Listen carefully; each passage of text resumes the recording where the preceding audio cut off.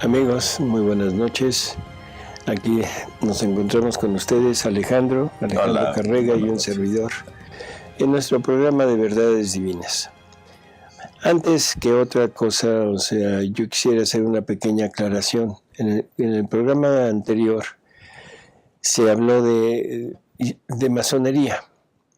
Y había yo dicho que en una sola ocasión Luisa menciona a los masones, pero que los menciona con la palabra sectarios. Y no, esto es un error. Hay una sola ocasión que los menciona con la palabra de masones. Y de sectarios sí los menciona en varias ocasiones. La lectura es la 1195. Al final, prácticamente, en el último párrafo, porque dice: y mientras esto decía, me hacía oír todos los males que están maquinando los masones en contra de la humanidad. Es todo lo que dice, y con la palabra masones, ¿sí? Bueno, aclarado esto, y pido disculpas por no haber tenido la información correcta, pero también quiero pedir disculpas porque ando un poco agripado, así que si hay un poco de tos o, en fin, les pido que me disculpen, ¿sí?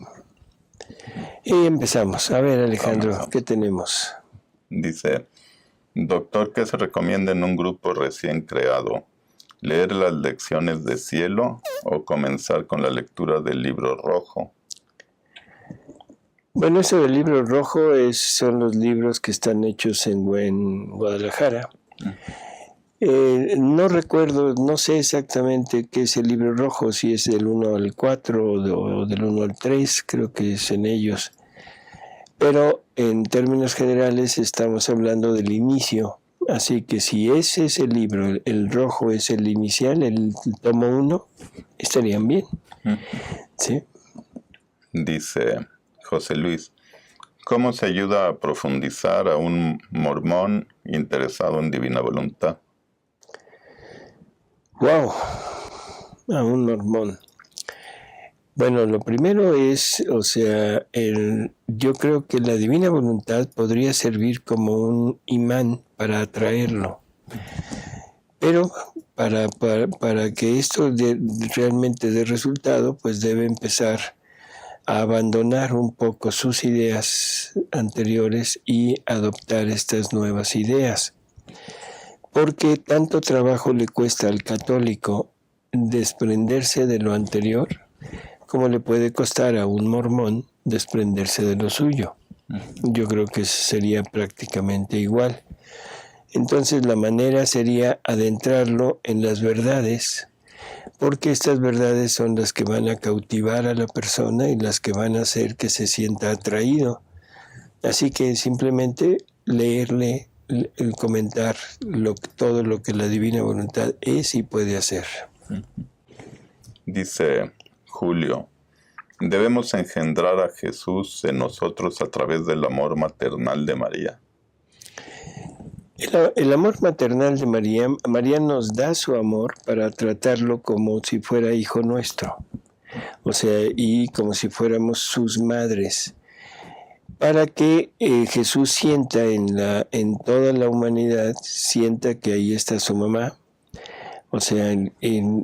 teniéndolo, amándolo, acariciándolo, en fin, todo, pero como si fuera su mamá. Prácticamente lo que engendrarlo en nosotros, no. Porque no es esa nuestra función, sino es amarlo con amor de madre. ¿Sí? Nada más. Dice Leticia: ¿el acto actual se puede hacer varias veces al día? Porque yo suelo hacerlo en la noche cuando me dispongo a dormir después de hacer mi oración. Bueno, es que el acto actual se hace cuando nos damos cuenta de que no tuvimos presente el actuar en la divina voluntad todo nuestro día, ¿no? Así que puede ser 1, 2, 3, las veces que sea necesario.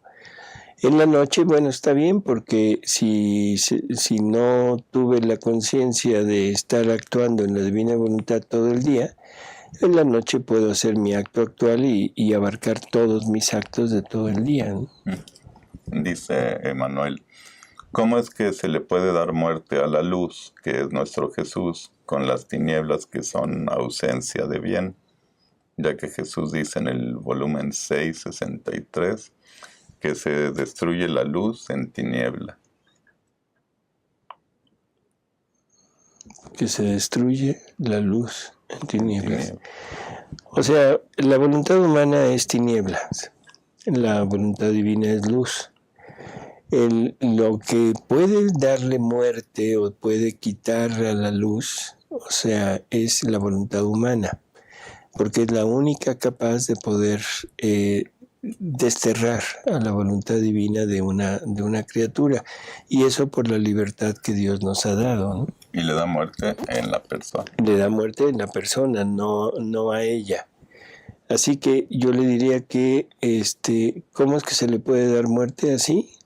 Diciendo, no quiero actuar en la divina voluntad, quiero actuar en mi voluntad, que eso es lo que hizo Adán cuando se sale, y eso es lo que hemos hecho prácticamente todos en nuestra vida, porque no estamos siguiendo o no estamos atentos a esta divina voluntad.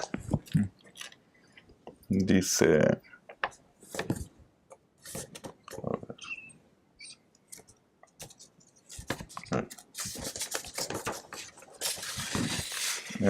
Lilia, una amiga que tengo está con padre Carlos y padre Roberto. Hace poquito tuvieron un retiro y le dieron un pasaporte al cielo que tenían que firmar y mandarlo para atrás a Orlando, Florida, para hacer misas gregorianas, y me dijeron que ellas ya tienen el pasaporte para ir al cielo. Y yo tengo entendido, porque ya leí los escritos, que el pasaporte te lo ganas haciendo y viviendo la divina voluntad de Dios. ¿No es así?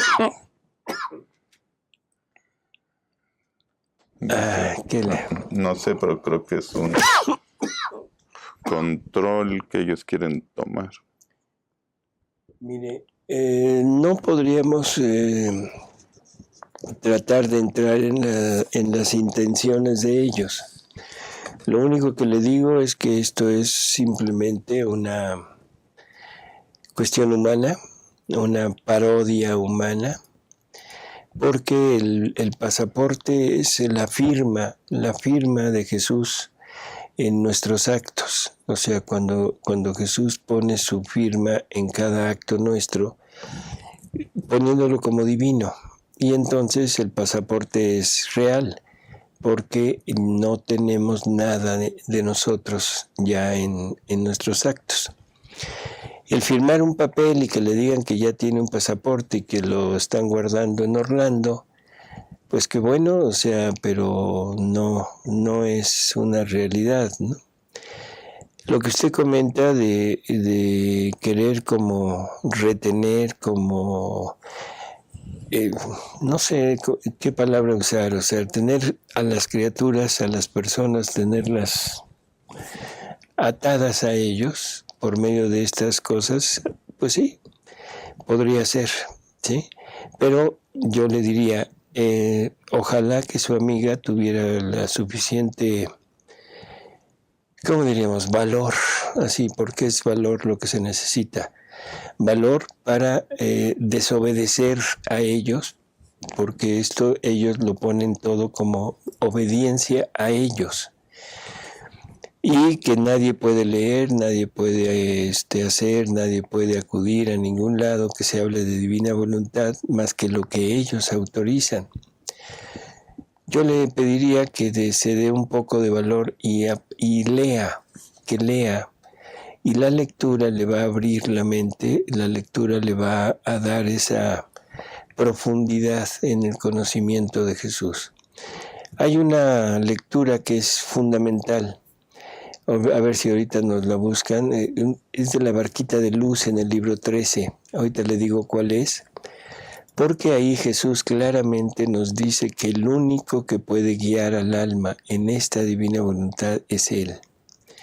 Que no hay guías, que no hay maestros, que no hay nada. Y bueno, esa porque es así muy directa, pero hay cantidad de lecturas donde Jesús va hablando de esto. Hay otra en donde nos dice que el amor debe ser solo, que un amor triangulado no es agradable para él. Y la lectura es la 1337, o sea, el libro 1337 de noviembre 28 de 1921. Así que ojalá que su amiga se dé esa oportunidad a sí misma de leer. Dice Emanuel, dice, no entiendo cómo el mal, si no tiene vida por sí mismo, entonces después de haberse revelado los demás ángeles, ¿dónde quedó esa vida que tienen? Si después de haber sido los ángeles, le sigue todo lo demás, ¿de dónde tomaban vida? ¿Cómo es eso de que no de nosotros toman vida?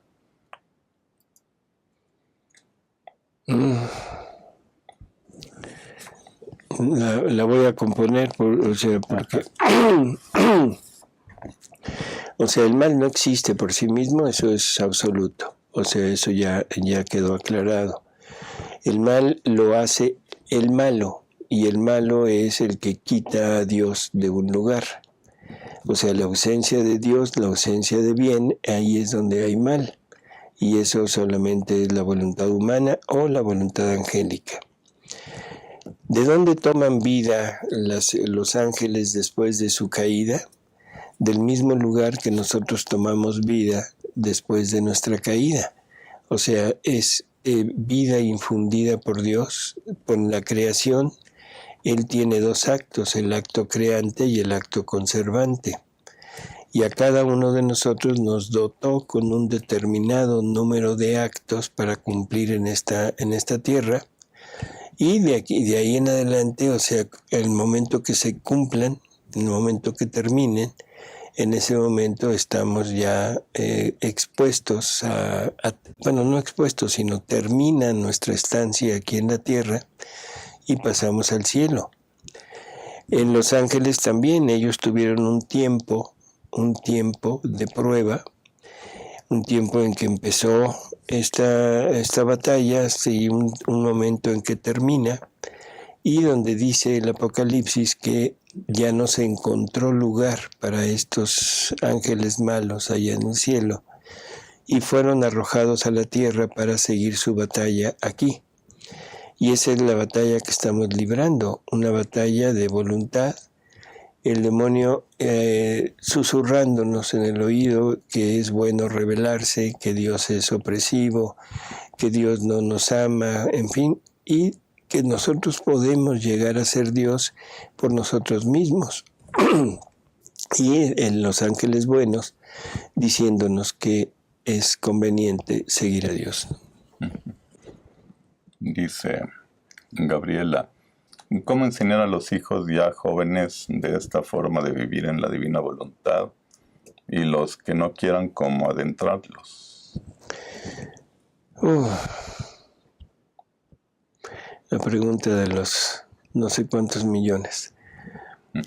Lo primero es con nuestra vida, o sea, el momento que nosotros realmente queramos vivir, en la medida que nosotros vivamos esta divina voluntad y hagamos actos en ella, estamos generando una batalla de las verdades divinas en su interior de ellos. Así que bueno, esa sería la primera y la más grande recomendación.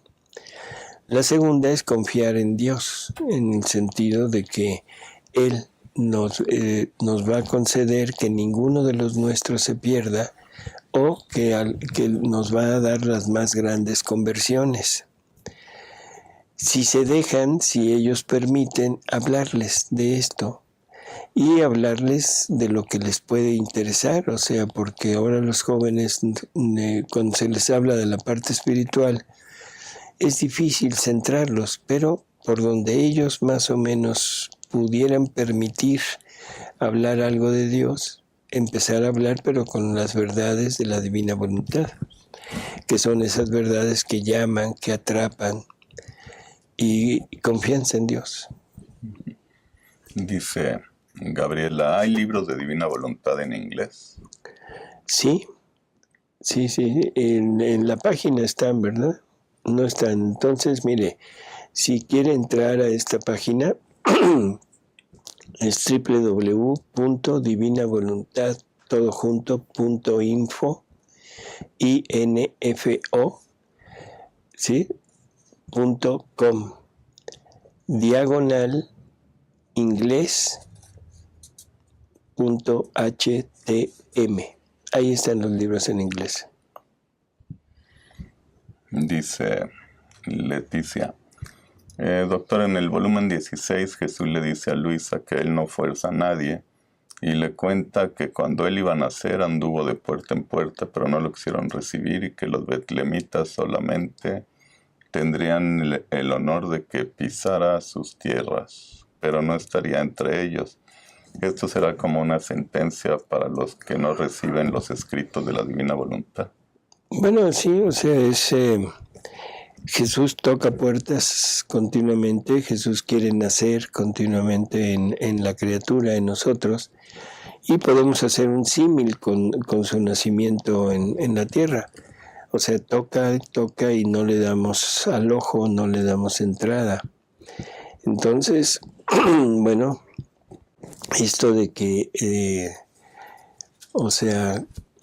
pisara su tierra, pero no estaría entre ellos, esto es una forma de decirlo también para nosotros, aunque para nosotros Jesús nunca nos va a dejar de buscar.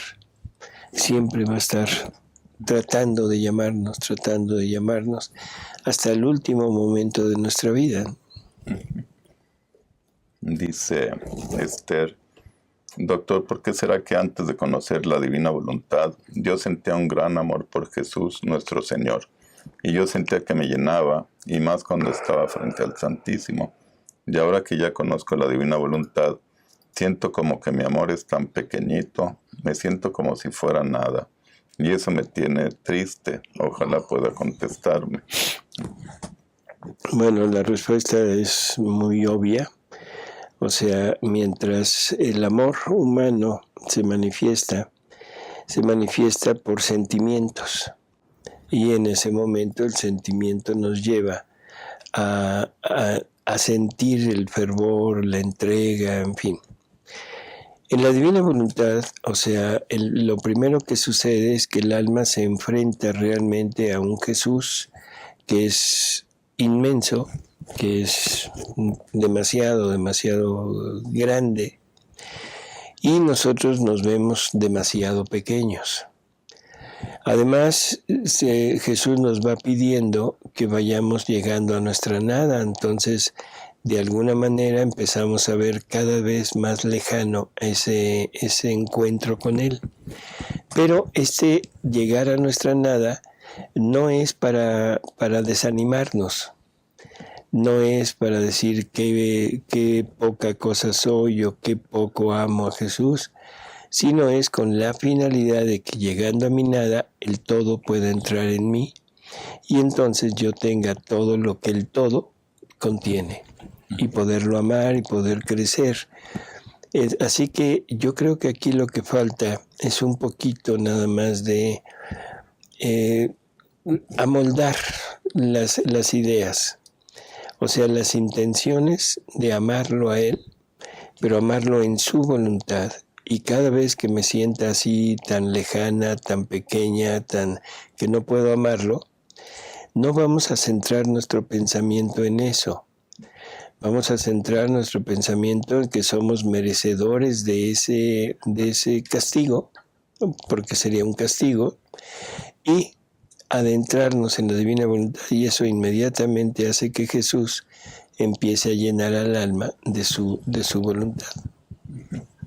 Dice Felipe de Jesús, ¿cómo se buscan las citas en los libros? Ejemplo 1195. Bueno, es que los libros que nosotros tenemos, o sea, están numerados. El primer número es el libro. El segundo número es el número de lectura que va en sucesión, sucesivos. Digamos, el libro 11 empieza en el 11.1, 11.2, 11.3 y termina en el 11.100 y tantos. Empieza el 12 y es 12.1, 12.2, así. Aparte hay unos numeritos en cada párrafo. Entonces esto vuelve muy sencillo buscar alguna cita. Cuando se le dice, mira, está en el libro 11.95.3.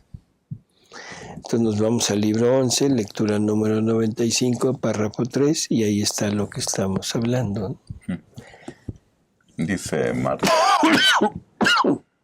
¿se pueden hacer las horas de la pasión cuando se está realizando una labor de aseo como barrer, lavar, cocinar? ¿O está prohibido por Jesús en el libro del cielo? ¿O es falta de respeto? No. O sea, en todo momento podemos estar meditando las horas de la pasión. O sea, no necesitamos una hora especial o una actitud especial. Claro, para poder hacerla como está en el libro necesitaríamos leerla. Pero para estar adentrándonos en la pasión de Jesús es en cualquier momento. ¿Sí? Está usted haciendo las labores de casa, simplemente adéntrese en los sufrimientos que Jesús tuvo por todos aquellos que reniegan por su trabajo, que ofenden a Dios. Ámelo en su trabajo, ámelo en su forma de actuar. ¿Y ya? Dice Mario, hola, en una lectura de la Biblia se dice que somos un poco inferiores a los ángeles, aún viviendo en la divina voluntad. No. Yo aquí tengo que decir algo que, bueno, no está en ningún lado, pero a través de las lecturas en el libro del cielo, entendemos que el hombre es infinitamente superior al ángel. O sea, el ángel tiene dones que son aparentemente superiores. O sea, es inmortal, es impasible, tiene ciencia infusa. O sea, la ciencia infusa es todo lo recibe en un solo paquete, por decirlo así. Pero tiene un enorme defecto. No puede crecer. Porque como vive en la eternidad, su voluntad ya no tiene actos. Entonces, primer punto importante, el hombre tiene capacidad de rectificar y tiene capacidad de crecer. Tiene capacidad de darle a Dios actos que Dios no tiene, como sería el acto conquistante y el acto creciente. Junto con eso, el hombre está destinado a ser una sola cosa, una sola vida con Jesús, el ángel no. Así que el ángel siempre ha sido inferior al hombre. El problema es que en aquel tiempo, en el Antiguo Testamento, esto no se conocía. Y como ser angélico, como un ser espiritual, lógico, se toma como superior a nosotros. Pero la realidad de las cosas es que el ángel fue creado para servir. El ángel es servidor de Dios en el hombre. Así que no, el ángel siempre será... Hablar de superior e inferior es, no sé, no me gusta en este ambiente de terreno espiritual, pero para que se entienda, ¿no? Siempre estará a las órdenes del hombre. Y en la Biblia yo creo que no habla de vivir en la divina voluntad obrante, ¿no? No habla de eso. O sea, no habla de eso no se conocía, y por eso es que al ángel se le pone como superior. Y sobre todo en el Antiguo Testamento, ¿no? Dice Angélica, perdón, ¿qué número de programa me podría ampliar la información del minuto 9:27? Sí, no sé de qué programa, pero dice, de la recepción de la Sagrada Eucaristía con diáconos y no ministros ordinarios de la Sagrada Eucaristía. Bueno, lo único, no sé, el programa... ¿Mandé? el pasado programa, o sea, el anterior. Entonces, ahí se habla de esto. Y simplemente se lo resumo así rápidamente. O sea, el diácono es una persona que ha estudiado y que está ordenado y que está dedicado a esto, y que el obispo le unge las manos, en fin, él está, no sé, está dentro de lo que la Iglesia permite, de lo que la Iglesia hace, dentro de la jerarquía eclesiástica. Por abajo del sacerdote está el diácono permanente. Ahora, el ministro de la Eucaristía, ese no tiene esto, no tiene esa ordenación, no tiene nada, y generalmente, bueno, se pone a cumplir este trabajo, pero pues yo le diría, la Iglesia lo permite, la Iglesia da su anuencia, entonces donde gobierna capitán no manda marinero. Sin embargo, Jesús y María en las apariciones, en diversas apariciones, ha mencionado que no quiere que sea tocado con las manos, y se refiere a manos no consagradas. Así que cada quien puede tomar la decisión que quiera, pero teniendo en cuenta que estamos bien. No importa si la recibo o no la recibo de un diácono o de un ministro extraordinario. Dice Sonia, ¿puede ampliar lo del acto conquistante? Es el acto en que Dios conquista a una voluntad humana. Dios conquista por medio de sus verdades, por medio de todo lo que Él nos da, hace que el alma se entregue. Ese es un acto conquistante, y ese ya no lo tiene, los ángeles no lo tienen. El acto creciente es ese acto que a través de nuestra voluntad, de nuestros actos sucesivos, se va haciendo cada vez más grande esa vida divina que se está formando en nosotros. Dice José, lo que Jesús ha manifestado sobre su adorable voluntad son partos divinos. Su dolor cuando ve que no son custodiadas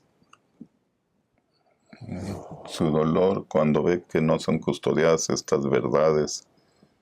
Dice, en la lectura que escribo arriba, Cristo se queja de 3 volúmenes perdidos.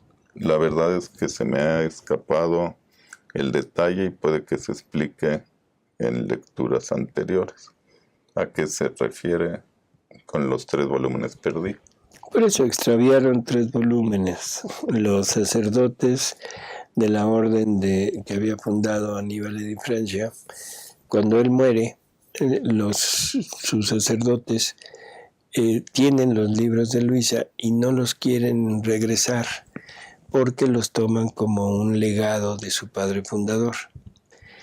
En ese tiempo, o sea, ellos de repente se extravían 3 volúmenes y Jesús realmente se enoja. Es una de las veces que está profundamente enojado. Y Luisa le dice, oye, es que tú los puedes ayudar a que los encuentren. Y Jesús le dice, no los voy a ayudar, que los tienen que encontrar ellos. Y si no los encuentran, bueno, ellos serán reos de la divina voluntad y algún día los dictaré. O sea, y esto es obvio porque si se pierden 3 volúmenes, imaginemos la cantidad de verdades de la divina voluntad que se perderían. Y entonces su reino no estaría completo.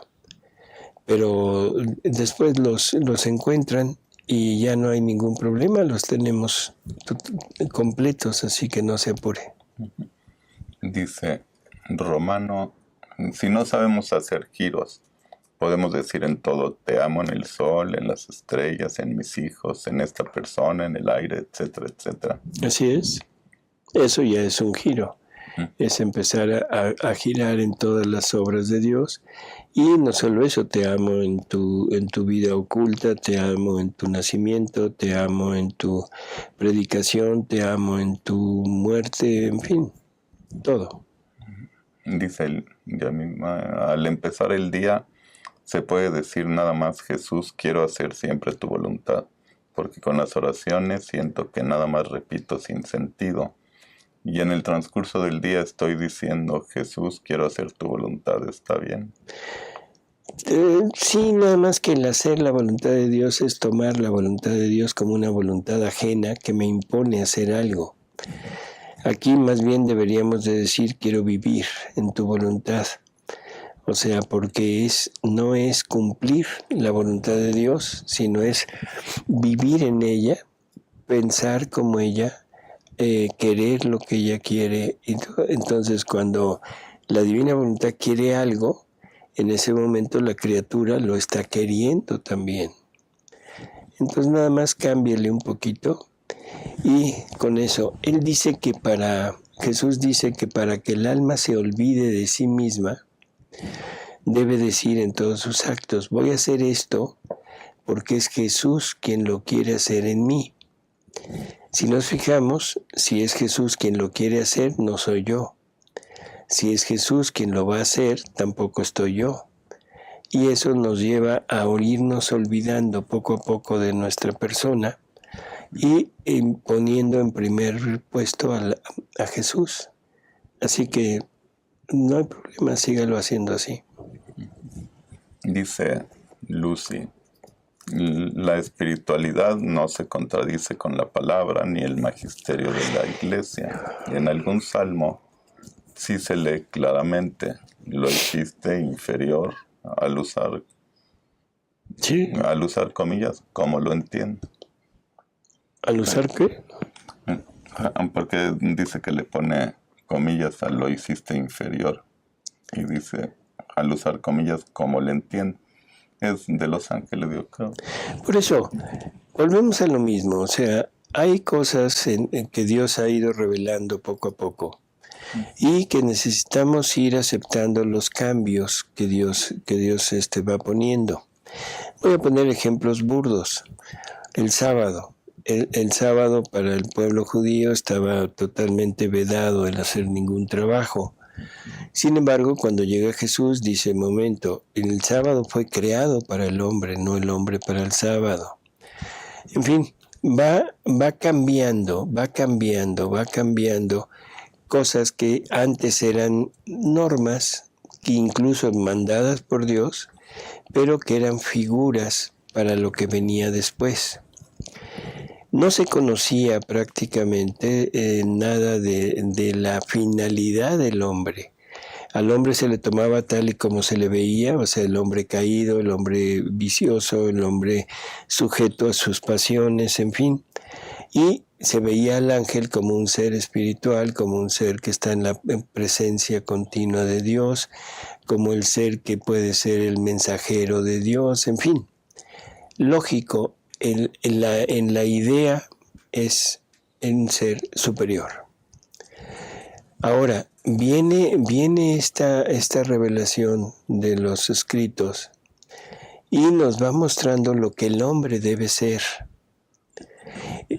Si nos quedamos nada más en el Evangelio, el hombre tiene toda la capacidad de llegar a ser hijo de Dios.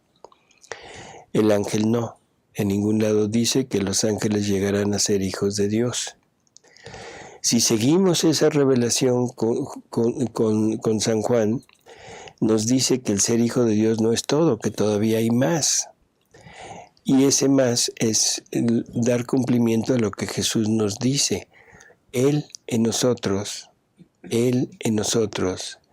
su Padre en Él, para que nosotros nos convirtamos en uno con ellos como ellos son uno. Jamás se lo dice un ángel. Así que no es ir en contra de, simplemente ir tomando lo que Jesús nos va diciendo. Entonces, no sé qué más decir. O sea, el ángel está a las órdenes de Dios para cuidar al hombre, para ayudarlo, para guiarlo y nada más. Entonces, no sé, si queremos seguir teniendo la idea de que es superior, bueno, pues de acuerdo, pero no es real. Sí, cuando dice que Satanás no quiso servir a un ser inferior, a lo mejor a eso se refiere, pero porque no sabía que ahí iba a vivir Jesús, ¿no? Por eso, él lo que ve en el hombre es la parte animal. Uh-huh. Entonces, lógicamente, la parte animal es totalmente inferior a los ángeles. Pero recordemos, tenemos tres naturalezas. La naturaleza física, la naturaleza espiritual creada, alma, espíritu, y la naturaleza divina que Dios nos dotó con ella. Esa naturaleza divina, aunque se perdió en el paraíso con la desobediencia de Adán, pero no se destruyó. Esa está, y está la posibilidad de volverla a alcanzar, y que eso es todo esto de la divina voluntad. Dice Luz, me entristezco porque caigo en los mismos errores. ¿Cómo puedo pedir a Jesús que regrese? Simplemente arrepiéntase. O sea, cuando un alma realmente se arrepiente de corazón de lo que ha hecho, va al confesionario, recibe el perdón, lo recibe eucarísticamente. Bueno, pues eso es simplemente la forma de decirle ven. A veces los pecados o los actos son repetitivos. Y nos dice Jesús que la tentación se vence fácilmente, que es nada más con decir un no y listo. Porque Satanás es el padre de la soberbia y no tolera que una criatura lo haga menos. Pero que con ese acto de quitarlo de en medio, de no ponerle atención, no se quita, entonces es un vicio radicado en el alma. Ya no es una tentación, sino ya es algo que está puesto casi como naturaleza en mi alma.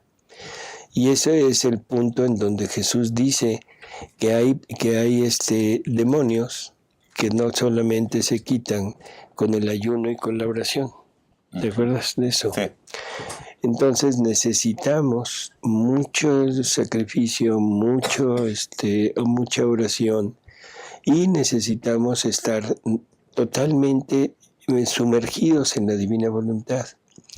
La divina voluntad nos va a limpiar, nos va a curar, nos va a sanar de todos los males que tengamos. Pero Jesús quiere ver que queramos hacerlo, y para eso nos pone en la batalla. El Padre Dengo manda saludos cordiales y bendiciones a todos. Gracias. Gabriela, me dijeron que el libro de la Pasión se lee en la postura de estar hincado. A mí no me incomoda, pero hay veces que siento como si fuera exorcivo. Algunas horas esto puede ¿Exorcivo? ser verdad. Así está escrito, ¿no? Sería excesivo, ¿no? Sí, a lo mejor es excesivo, así salió. Algunas horas, ¿esto puede ser verdad o es mi imaginación? Las horas de la pasión las podemos hacer como queramos. O sea, la postura no implica la intención que tengamos. Yo la puedo hacer hincado, la puedo hacer como quieran, pero mi intención no es llevar a cabo las mismas actitudes y los mismos actos de Jesús. O lo puedo hacer sentado, pero compenetrándome en todos los sentimientos de Jesús, y entonces son válidos. No se apure por la postura, no se apure por la hora, porque luego también nos dicen que debe ser a la hora que es la hora que nos toca. Lo podemos hacer a cualquier hora, pero siempre y cuando tengamos un tiempo de reposo de actividad, y podamos tener las mismas intenciones que tenía Jesús cuando hizo esa hora. Dice Roberto: doctor, me mostraron un libro de parábolas de la divina voluntad. Este libro no está en la lista de libros que Tercer Fiat tiene. ¿Sería correcto adquirirlo? Son libros que se han ido entresacando de las lecturas de Luisa y que los han puesto como parábolas, como alabanzas. En fin, no son de Luisa. Parten de los escritos de Luisa, pero el libro no es de Luisa. Si lo quiere adquirir, no hay problema. Nada más una pequeña advertencia. Si usted nota que hay algo de una devoción anterior incrustada en esto, definitivamente eso no es correcto.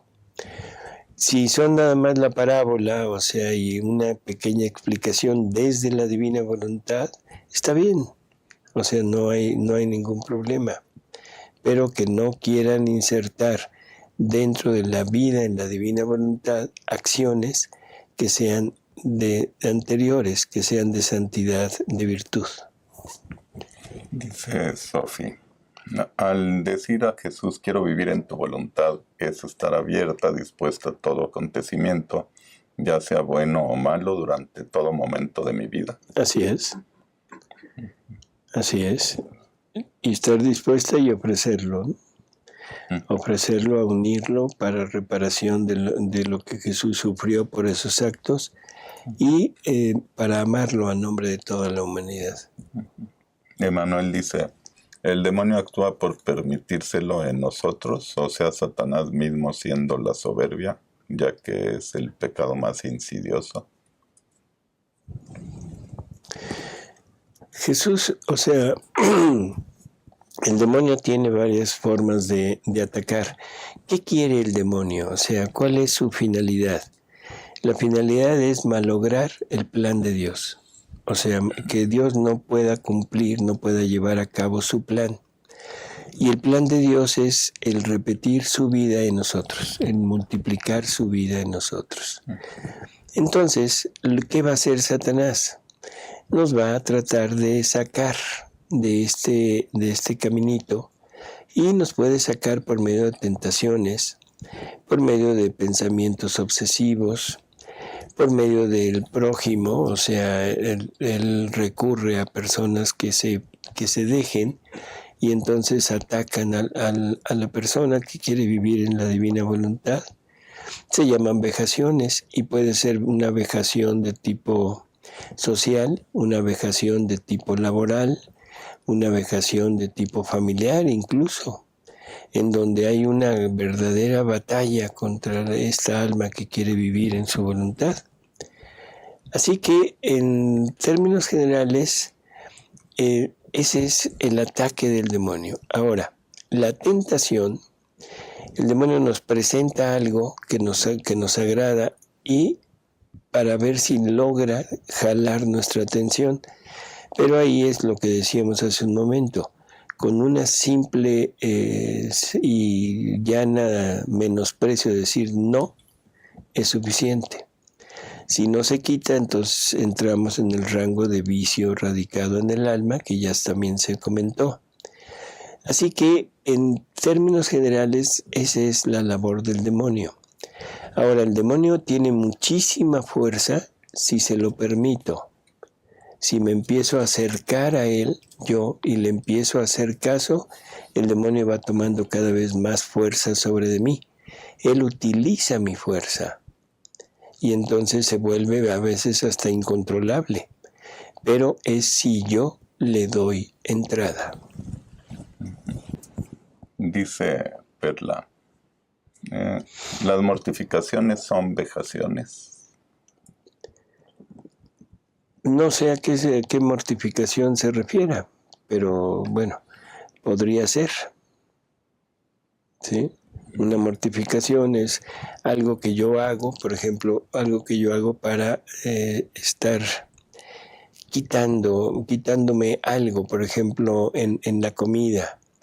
me mortifico en no comer lo que me gusta, o me mortifico en comer lo que me gusta, me mortifico en el sueño, o sea, no duermo lo necesario, me paro a determinada hora para rezar, para leer, para hacer algo relacionado con Dios.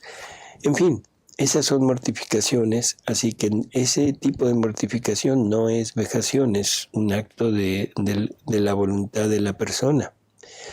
Pero puede haber mortificaciones de alguien que nos está dando ¿cómo diríamos? Muchos problemas. Un hijo en malos pasos, un hijo drogadicto, un hijo alcohólico, un hijo que no estudia. En fin, esa es una mortificación que no me busco yo, sino que es infringida por otro. Y ahí sí podría ser una vejación. Dice Roberto, la biografía de Luisa que escribió Fray Bernardino Yussep, ¿se puede leer o solo El Sol de mi Voluntad del Vaticano, que por cierto es difícil adquirirla? Tercer Fiat podría distribuirla. Puede leer cualquier biografía que usted quiera, o sea, la biografía del Sol de Justicia que pone el Vaticano. Definitivamente no digo Sol de Justicia, Sol de mi Voluntad. O sea, no es oficial en el sentido de que todas las demás estén mal. La de este fray Bernardino es una biografía que está tomada con testimonios de las personas que estaban junto a Luisa, que cuidaron a Luisa. Pero todo esto, lo que usted pueda leer en las biografías, no le van a dar una idea de quién era Luisa. Porque Jesús le hace que renuncie a todo. Y si queremos conocer a Luisa, Jesús le dice que los escritos son su verdadera biografía, porque eso es lo que Él ha hecho en ella. ¿Queremos conocer a Luisa? De acuerdo, vamos a los escritos. Queremos ver la parte superficial de quién fue hija, dónde nació, o sea, cositas, los fenómenos naturales o extraordinarios que pasaban en su vida. Bueno, puedo leer cualquiera, yo le diría que cualquiera de las dos lo pueden adentrar en ese camino, ¿no? Dice Miriam, doctor, en el libro de la Pasión que tengo, cuando Jesús le habla a Luisa, dice: hijo mío, ¿será que no es el original o es que el libro viene así? A ver, ¿cómo estuvo? Dice, en el libro de la Jesús Pasión le habla que tengo, a Luisa, dice hijo mío. Bueno, pues ese fue un error de dedo.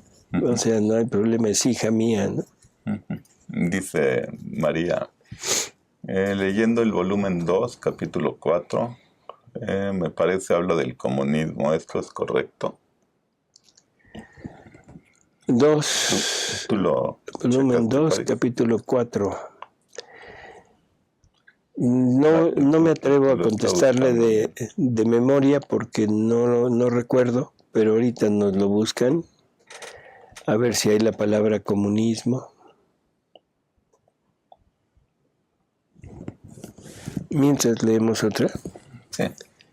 Dice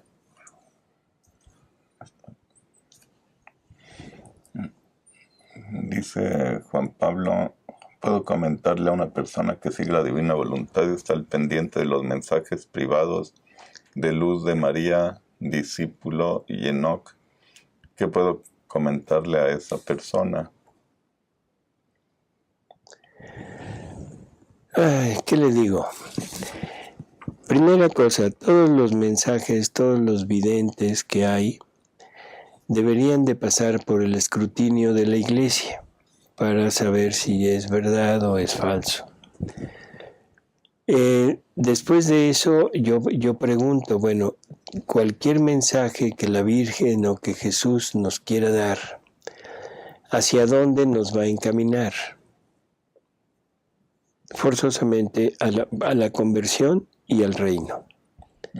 O sea, estamos ya en ese momento en que el reino es como el punto final.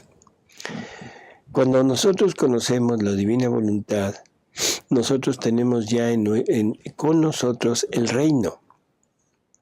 Ya no necesito que me digan hacia dónde ir, ya lo tengo. Entonces la pregunta es, ¿para qué recurro a un mensaje en que me diga, reza, conviértete, amen a Jesús? O sea, no tendría ningún sentido, porque ya lo tengo todo, ya tengo el reino en mí, así que yo le diría, déjelo. Pero desafortunadamente la gente es muy, ¿cómo diríamos?, muy apegada a esto. Y yo pensaría que es mucho amarillismo. Perdón que lo diga de esta manera, pero así es como lo veo. Es amarillismo porque siempre queremos estar atentos a lo que viene, a eso desconocido, de ese gran castigo, de esa purificación. Y nunca estamos atentos a lo que realmente vale la pena, que lo que vale la pena es el reino. Uh-huh. Y ese reino ya lo tenemos. Entonces, ¿para qué distraerme? O sea, resulta totalmente ilógico. Pero hay personas que dicen, yo jamás entro a internet. Pero fíjate que vi esto y esto y esto y esto. Y uno dice, ¿dónde lo viste? O sea, son personas que no tienen realmente conciencia de lo que están haciendo y quizá ni siquiera se den cuenta. Pero yo, desde mi punto de vista, habría que dejar totalmente esos mensajes y dedicarme total y absolutamente a la divina voluntad. Dice Connie, ¿se puede empezar al menos a tratar de vivir en la divina voluntad sin haber leído los 36 volúmenes? ¿Cómo? ¿Se puede empezar al menos a tratar de vivir en la divina voluntad sin haber leído los 36 volúmenes? Bueno, sí, en el momento que usted sabe que esto existe, que esto se puede hacer, su primera intención es decir, yo quiero vivir, pero esa intención la debe llevar a leer. No se puede quedar nada más con el deseo de vivir si no se toma la molestia de enterarse en los escritos, ¿no? Tengo una pregunta que no sé si ya se la dije. A ver. Dice Mercedes, nosotros aspiramos a la divinidad de Dios, entonces la santidad divina de María es la misma santidad de la Santísima Trinidad. Bueno, ese es el cumplimiento de lo que el Catecismo de la Iglesia Católica nos pone en el 260, donde nos dice que la finalidad última de la Santísima Trinidad es la unidad perfecta con la criatura, o sea, la criatura es la unidad perfecta de la Trinidad. Esa es exactamente lo que Jesús nos dijo en la última cena, que ya lo dije hace un momento, el de yo en ellos, tú en mí. Así que ese es el punto, ¿no? Pues, se acabaron las preguntas nada más. París, ¿encontraste lo del comunismo? A ver, dice, vecinos, se veían también gentes sectarias que irán favoreciendo los incendios, etcétera. Y entonces esto veía mi amable pero afligido Jesús, me dijo. Habla de sectarios, o sea, ¿qué es lo que decíamos al principio del programa? Cuando se dice sectario se está refiriendo a masonería. Uh-huh. Sea comunismo o no sabríamos decirle. Uh-huh. ¿Sí? Y ya no hay más preguntas. Bueno, pues amigos, muchas gracias por haber estado con nosotros. Gracias, Alejandro. Gracias, doctor. Y gracias por arriesgarte al contagio de la gripa. No, pues ya, si mañana... Si mañana ya... echarle la culpa. Y perdón por esta... Gripa divina. Bueno, está bien. Hasta luego, amigos. Hasta luego, gracias.